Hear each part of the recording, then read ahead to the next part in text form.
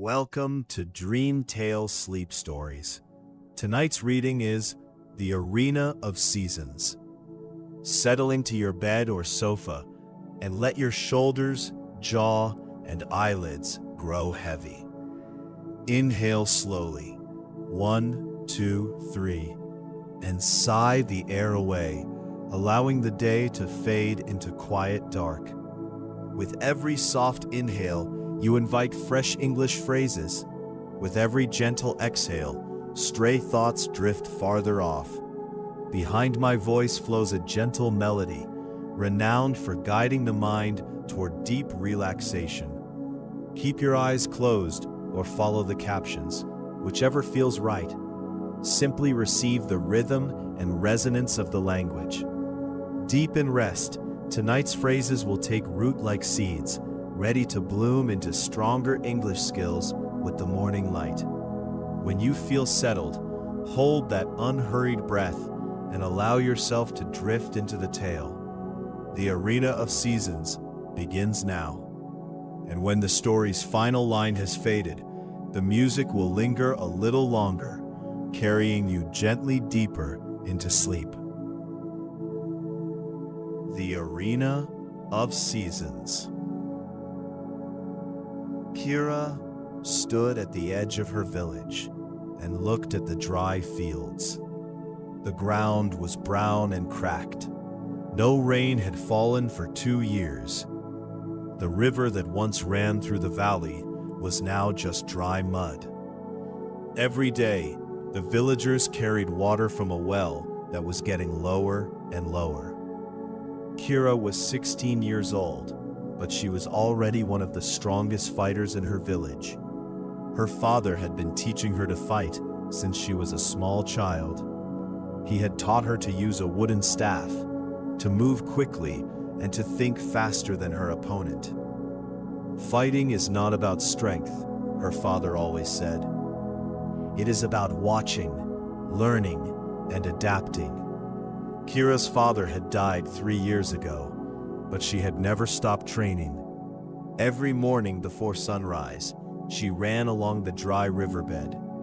Every evening, she practiced with her staff until the stars came out. The other villagers thought she was wasting her time. "What good is fighting when we need water?" they said. But Kira's mother understood. Training kept Kira's heart strong, even when everything around her was falling apart. One evening, while Kira was training behind her house, a stranger arrived in the village. He was riding a tall black horse and wearing a dark cloak. The stranger stopped in the center of the village and held up a golden envelope. "I am looking for the strongest fighter in this village," the stranger announced. Several villagers pointed toward Kira. She walked forward, still holding her training staff. The stranger handed her the golden envelope. Inside was a letter, written in fine black ink. "You have been invited to compete in the Arena of Seasons," she read aloud. "The winner will receive any wish they desire." Her heart was beating fast. Any wish. She could wish for rain. She could save her village. "The tournament begins in 7 days," the stranger said. "Be at the mountain gate before sunset on the 7th day." Before Kira could ask any questions, the stranger rode away into the darkness. Her mother came out of their small house and read the letter with worried eyes. "It could be dangerous," her mother said. "I have to try," Kira said firmly. "Our village is dying. If there is any chance I can bring the rain back, I must take it." Her mother was quiet for a long time. Then she nodded slowly. "Your father would have been proud of you," she whispered. For the next 6 days, Kira trained harder than ever before.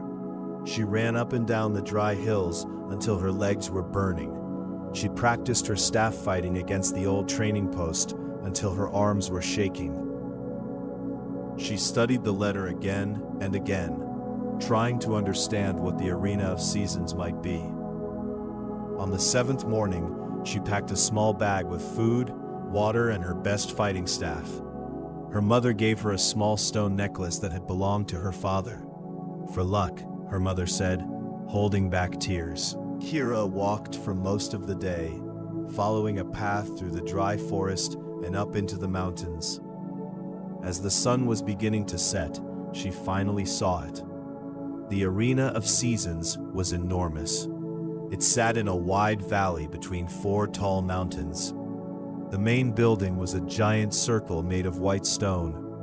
Around it were smaller buildings, training areas, and a market where people were selling food and weapons. Kira had never seen so many people in one place.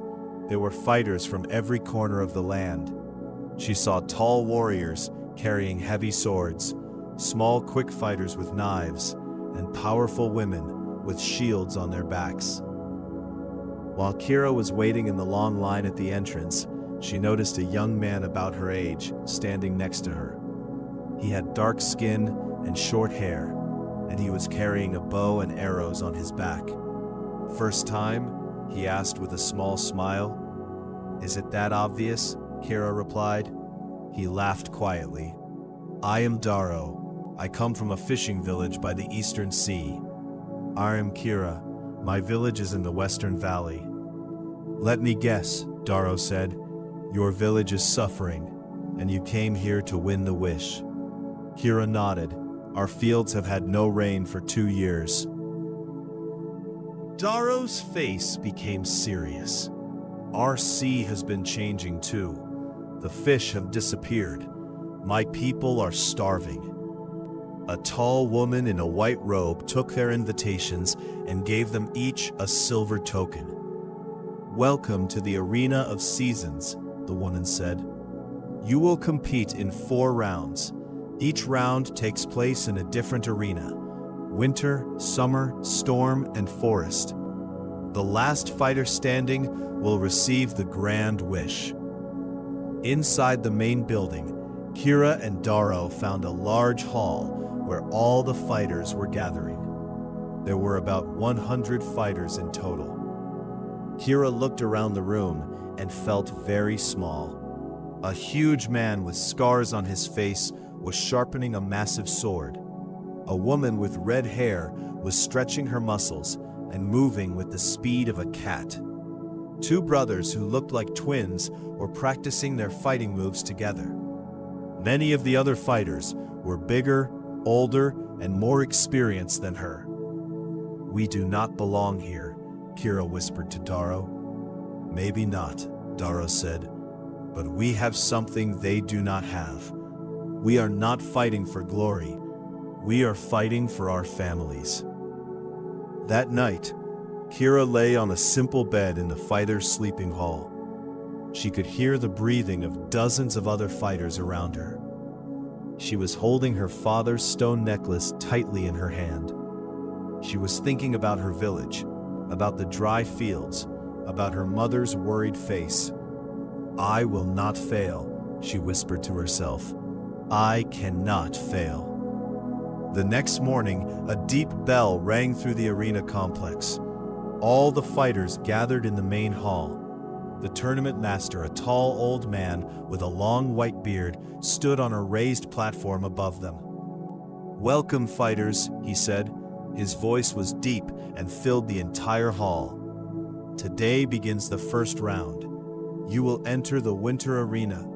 The arena will test not just your fighting skills, but your ability to adapt. Only the strongest and smartest will survive." The massive doors at the far end of the hall slowly opened. Cold air rushed in, and Kira could see her breath in front of her face. Beyond the doors was something impossible. The entire arena had been transformed into a frozen world. The ground was covered in thick ice. Snow was falling from somewhere above. Tall ice walls rose up on every side. The temperature had dropped so much that Kira's fingers were already going numb. "How is this possible?" she whispered.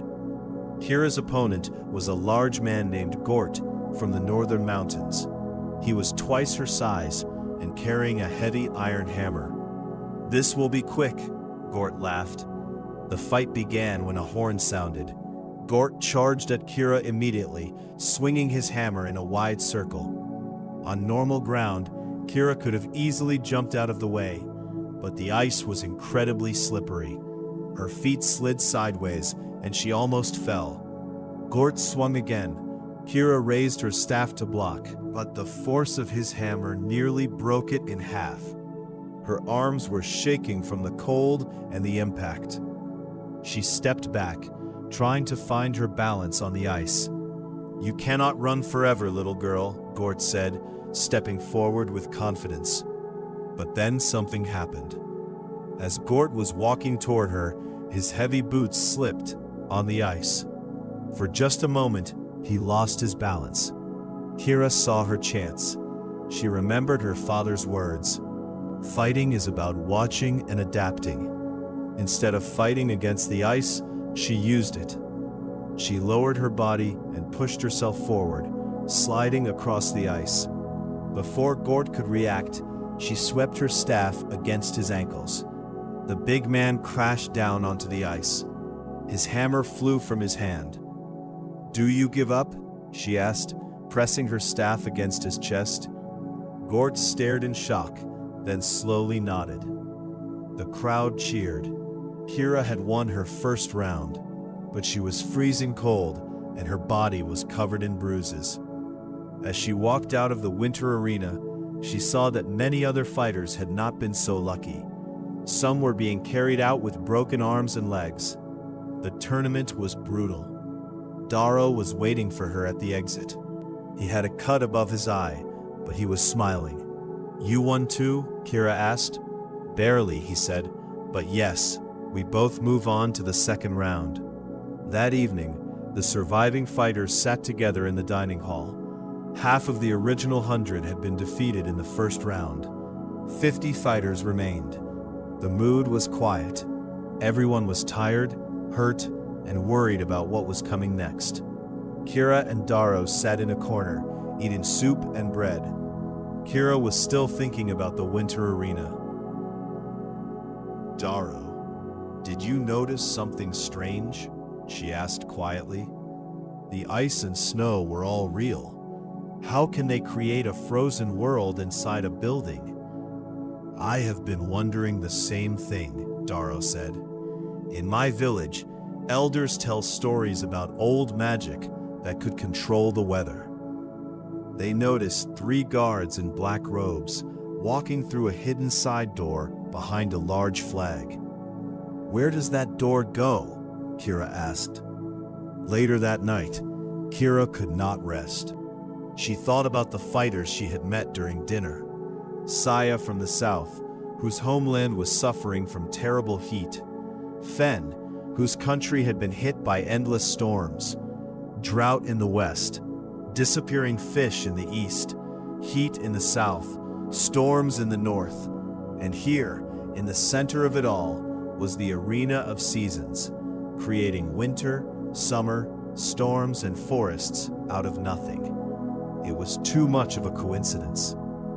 She saw Darrow's bed was empty. He was near the hidden door, waving at her to follow. "We could get in serious trouble," Kira whispered. "We are already in trouble," Darrow said. "We just don't know it yet." The second round began the following morning. When the arena doors opened, a wall of heat hit Kira in the face. The winter arena had disappeared. In its place was a vast desert under a burning sun. Small fires burned around the arena. The heat was already making Kira dizzy. Her opponent for this round was a woman named Lyra, who was fast and light on her feet. Lyra carried 2 short swords and moved like water flowing over rocks. The horn sounded, and Lyra attacked immediately. She was incredibly quick. Her 2 swords moved in different directions at the same time. Kira had to use every bit of her skill to block the attacks with her staff. The heat was making everything harder. Kira's hands were sweating, and her grip on the staff was slipping. Her mouth was dry, and her legs felt heavy. Lyra seemed comfortable in the heat. She was from a southern land and was used to fighting in hot conditions. Kira backed away, trying to think of a plan. She could not match Lyra's speed, especially in this heat. She needed to use her brain, not her muscles. While dodging an attack, Kira noticed darker sand on the far side of the arena. It looked wet. She moved toward that area, blocking Lyra's strikes along the way. When she reached the darker sand, she felt cool ground under her feet. A tiny stream of water was coming up from between the rocks. She splashed water on her face, and the cool water gave her new energy. Lyra rushed forward, thinking Kira was vulnerable, but Kira swung her staff low, sending wet sand into Lyra's eyes.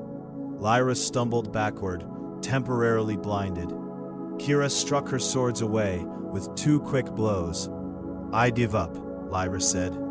Kira helped Lyra stand up and even offered her water from the small stream. Lyra looked surprised by the kindness.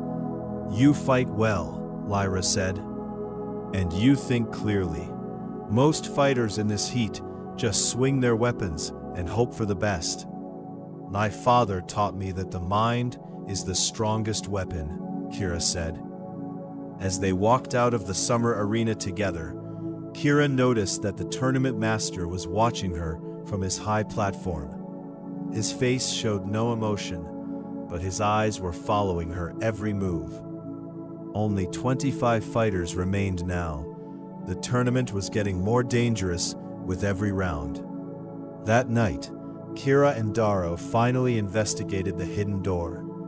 They waited until the guards changed positions, then slipped through the door into a dark corridor. The corridor led deep underground. The walls were made of old stone, and strange symbols were carved into them. Blue and green lights glowed from small crystals set into the ceiling.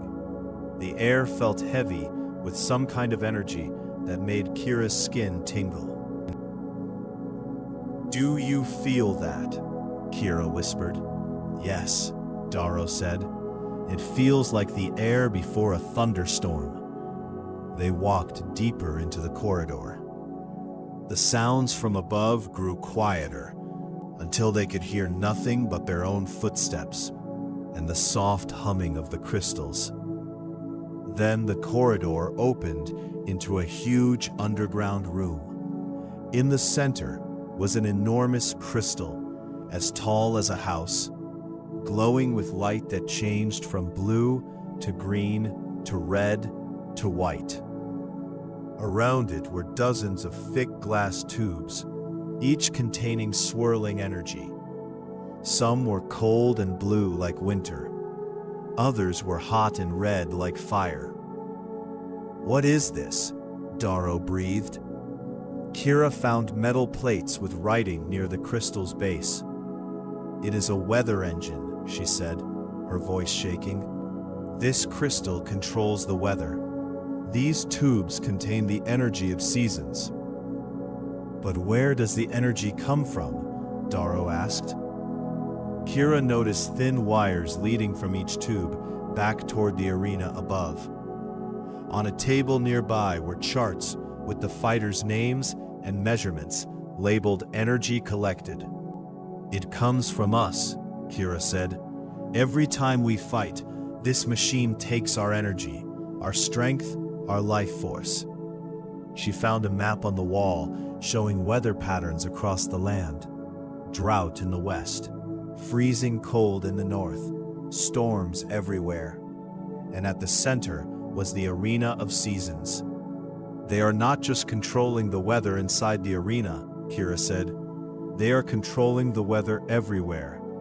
The drought in my village, the disappearing fish in your sea, the heat in the south, the storms in the north, it is all coming from here. They are stealing the natural weather to power this tournament." Darrow grabbed her arm. "We have to tell the other fighters." "Not yet," Kira said. "If the tournament master finds out we know, we will disappear. We need a plan." They heard footsteps coming down the corridor. Without a word, they hid behind a row of metal containers and waited. 2 guards walked past. checked the crystal, and left. Kira and Daro made their way back to the sleeping hall. Neither of them slept that night. The third round was announced the next afternoon. The remaining 25 fighters were called to the arena. When the doors opened, Kira saw a dark sky above the arena. Heavy rain was falling, and lightning was flashing across the ceiling. Thunder shook the ground every few seconds. This was the storm arena. The floor of the arena was wet and muddy. Pools of water had formed in low areas. Metal poles stood at different points around the arena, and Kira quickly realized that lightning was being drawn to these poles. Any fighter standing too close to a pole when lightning struck would be in serious danger. Kira's opponent was a tall, thin man named Cade. He carried a long metal spear and looked completely unafraid of the storm around them. But Kira's mind was not fully on the fight. She was thinking about what she had discovered underground. Every blow she took, every move she made, was feeding energy to the machine that was destroying the weather across the land. By fighting, she was making her own village's drought worse. The horn sounded. Cade moved forward with careful, measured steps. He thrust his spear at Kira with sharp precision. She blocked with her staff and stepped to the side, but the muddy ground made her slow. Lightning flashed, and thunder cracked so loudly that fighters fell to their knees. Rain poured so heavily she could barely see. "You are distracted," Cade said. "That will get you killed." He was right. Kira focused completely on the fight. She watched his movements, looking for a pattern. There, Cade always stepped left after a thrust, leaving his right side open. She waited for his next attack. He thrust forward. She struck at his right side. Her staff hit his arm, and he dropped the spear. Cade pulled a knife and charged. At that moment, lightning struck a pole just 3 steps away. Both fighters were thrown to the ground. Kira got up first. She kicked the knife away and placed her staff against his shoulder. "It is over," she said. As Kira walked out of the storm arena, rain was still pouring down on her. But this rain felt different from the natural rain she remembered from her childhood. This rain felt wrong, like it had been stolen from somewhere it was supposed to be. She found Daro waiting in the corridor. He had won his fight too, but he had a deep cut on his leg and was limping. "We need to end this," Kira said. "Every fight makes things worse." "But how?" Daro asked. "We tell the truth to everyone before the final round." That evening, Kira and Daro gathered the remaining fighters in the dining hall. Kira stood on a table so everyone could see her. Her heart was pounding, but her voice was steady. "I have something important to tell you," she began. "Something that changes everything about this tournament." The other fighters looked at her with curiosity and suspicion. A big man named Holt crossed his arms. "We are here to fight, not to listen to speeches," he said. "Then fight," Kira said. "But first, listen to what I have found. Then you can decide for yourselves." She told them everything. The hidden door, the underground room, the enormous crystal, the weather engine, the charts showing how much life force was being taken from each fighter. "Every time we fight in those arenas," Kira said, "we are feeding a machine that controls the weather across the entire land. The drought in my village, the storms in the north, the heat in the south, the missing fish in the eastern sea. It is all caused by this tournament. They are stealing our energy and using it to control nature." The room was completely silent. Then everyone started talking at once. "That is impossible," said one fighter. But Lyra, the woman Kira had defeated in the summer arena, stepped forward. "I believe her," Lyra said. "My homeland's heat gets worse, at exactly the same time as this tournament. Darrow confirmed everything. I have seen the machine with my own eyes. The fighters shared their stories. Every one of them had come from a place where the weather had been wrong for years. The wish is a lie, Kira said. They bring us here to take our energy. No one ever wins. Holt, a big man who had doubted her, slammed his fist on the table. Then we stop it. We do not fight each other, we fight them. In the forest arena tomorrow, Kira said, we work together. We reach the underground room and destroy the crystal. For the first time, the fighters smiled at each other as allies. The final round began the next morning. The arena doors opened to reveal a thick, green forest. Massive trees rose toward the ceiling, their branches forming a canopy so thick that it blocked most of the light. Vines hung from every branch, and the ground was covered in soft moss and ferns. The air was warm and humid, filled with the sounds of birds and insects. Fight until only one remains. But no one fought each other. All 12 fighters turned and ran toward the far end of the arena together. What are you doing? The tournament master shouted. This is against the rules. Guards poured into the forest, but the fighters were ready. Holt knocked 3 guards down with one sweep. Lyra disarmed guards with quick sword work. Saya and Fen fought side by side, protecting each other. Kira and Darrow pushed deeper into the forest. A guard swung his sword at Kira. She ducked and struck him with her staff. Another rushed from the left. Darrow's arrow knocked the guard off balance. There! Darrow pointed to a stone entrance hidden behind vines. They ran down stone steps into the underground corridor. The crystal was spinning, its light filling the room. The tubes were full of energy. We need to break the tubes first, Kira said, then destroy the crystal. She raised her staff and swung it at the nearest tube. The glass shattered, and a rush of cold winter air burst out, covering everything nearby in frost. Darrow shot arrows at more tubes.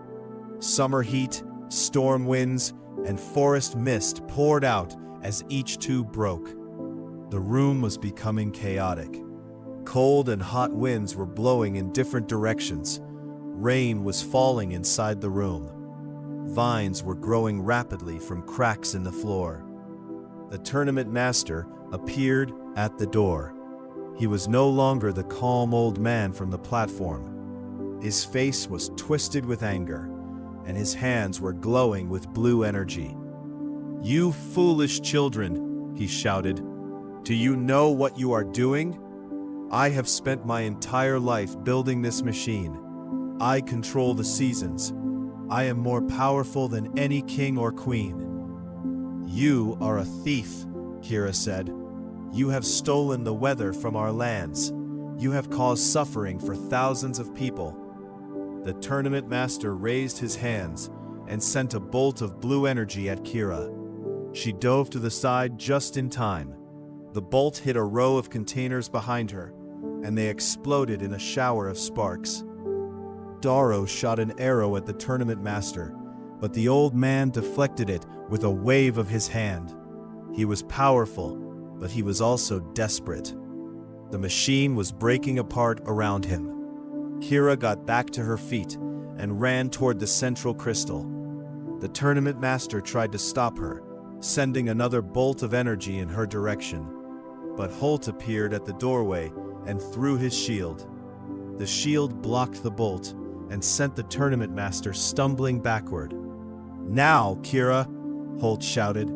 Kira jumped and drove her staff into the heart of the crystal. It cracked. Light poured from the cracks, getting brighter and brighter until she could not see anything at all. The explosion of light lasted for what felt like hours, but it was probably only a few seconds. When Kira opened her eyes, she was lying on the floor of the underground room. The crystal was gone. In its place was a pile of shining dust that was slowly fading away. The tubes were all broken. The machines were silent. The tournament master was sitting against the wall, looking old and tired. Without the crystal's power, he was just an ordinary man. His hands were no longer glowing. His eyes were empty. "What have you done?" he said quietly. "It was never yours to keep," Kira said, standing up slowly. Her body was aching, and she was more tired than she had ever been in her life. Daro helped her walk back up the stone stairs to the arena. The forest was already changing. The magical trees were shrinking, the vines were disappearing, and the birds had stopped singing. The arena of seasons was returning to what it really was, a circle of white stone under an open sky. The other fighters had defeated the guards. When they saw Kira and Daro come out of the underground entrance, they all cheered. Even the guards had stopped fighting. Without the tournament master's power, they had no reason to continue. Then something wonderful happened. A drop of water fell on Kira's face. She looked up. Real clouds were forming in the sky. Natural clouds, gray and full of rain. Within minutes, real rain was falling. The fighters stood in the rain with their arms open, laughing and crying. These were people from dry deserts, frozen wastelands, and storm-damaged coasts. The natural weather was returning. Kira held her father's stone necklace and let the rain wash over her face. She was crying, but they were tears of happiness. Somewhere far to the west, she knew that rain was falling on her village too. Over the next few days, news came from all across the land. The drought in the western valleys was ending. Rivers were flowing again. The fish were returning to the eastern seas. The terrible heat in the south was cooling. The dangerous storms in the north were calming. The natural balance of the seasons was slowly being restored. The fighters helped each other with their injuries and shared meals together. They were no longer competitors. They had become friends through their shared struggle. Daro sat next to Kira on the last evening before everyone left for home. The sunset was beautiful, painting the sky in orange and purple. "We did not win the wish," he said with a smile. "We did something better," Kira replied. "We did not need magic to save our villages. We just needed to find the truth and fight for it." "Will I see you again?" Daro asked. "Come visit when the fields are green," Kira said. "I will show you the valley full of flowers." Daro smiled. "I will bring fish from our sea." The next morning, Kira began her walk home. The path through the mountains felt different now. The trees had green leaves. Small streams were flowing between the rocks. Flowers were beginning to grow at the side of the path. The land was healing. When she reached her village 3 days later, she could not believe what she saw. The fields were no longer dry and brown. Small green plants were pushing up through the soil. The river had water in it again. Not much, but it was flowing. Her mother was standing at the edge of the village, waiting for her. "Kira!" her mother cried, running toward her. They held each other for a long time. Kira's mother was touching her face, checking for injuries, crying and smiling at the same time. "The rain came," her mother said. 2 days ago, it just started falling, like the sky remembered us." "It did remember," Kira said. "Someone had been making it forget." That night, the whole village gathered around a fire. Kira told them everything about the Arena of Seasons, the tournament, the underground machine, and how the fighters had worked together to destroy it. The villagers listened with wide eyes and open mouths. When she finished, the village elder stood up. He was a very old man with kind eyes. You left this village as a fighter, he said. You have returned as a protector of the natural world. Kira looked up at the stars. In the distance, clouds were gathering. More rain was coming. She touched her father's necklace. I learned what you always tried to teach me, father, she whispered. The strongest weapon is not a staff or a sword. It is the courage to do what is right. The fire crackled, the villagers laughed, and Kira sat among them, grateful for the rain.